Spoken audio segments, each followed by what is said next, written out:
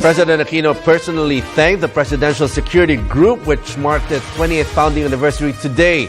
The details from Rocky Ignacio. President Aquino salutes the Presidential Security Group's dedication to protect the presidency and the First Family.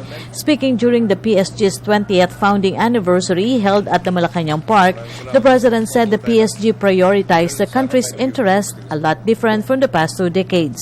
Yung dating namuro sa bansa na naging Pangulo mula 1964 hanggang 1986, nandito siya ng halos 22 taon, parang isang henerasyon na. At ano po ba ang klaseng kultura ang kanyang naitaguyod? Kung pati ba naman mga simpleng kakapitan ay pinagkakainteresan pa. Dito pa lang po, malinaw na ang pagkakaiba. Sila para sa sarili, tayo po para sa kapwa.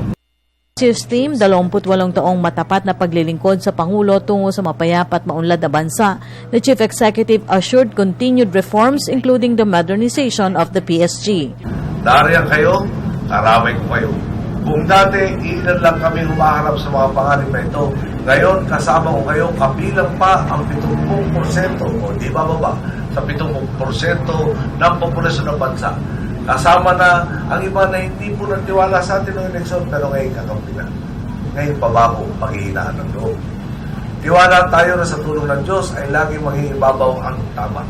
At ito man ang itinadhanang estado ng bansa ngayon. Matid natin ito rin ang pagkakataon nating makapagatid ng positibo at permanenteng pagbabago sa bansa.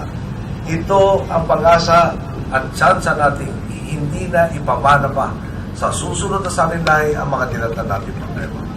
The President formally thanked his security men, saying for the past 3 years, they helped fulfill the mandate given to him by the Filipinos.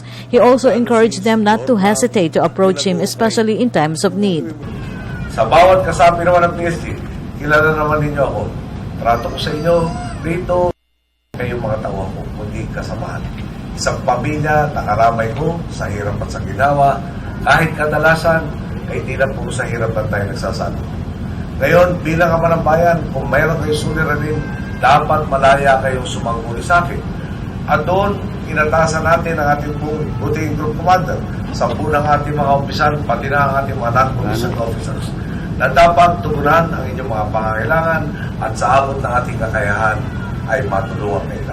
PSG Commander Commodore Raul Obando, on the other hand, assured the President that they will do their best protecting him. The group, aside from the daily task of securing the President, the seat of government, and his immediate family, is also in the process of preparing for major security operations relative to the upcoming World Economic Forum in May this year and the Asia-Pacific Economic Conference in November next year, wherein 20 heads of states and governments. President Aquino led the presentation of awards and plaques of recognition. Lieutenant Colonel Anthony Coronel, Commanding Officer, Presidential Escorts, received the Presidential Medal of Merit. Major Ian Noel Ignes received Tax Action Group of the Year, and Major Ray De Lima, Presidential Intelligence Company, as the Organic Officer of the Year. The PSG also recognized the MMDA's continuing support for the various programs that significantly contributed the overall accomplishment of their mission.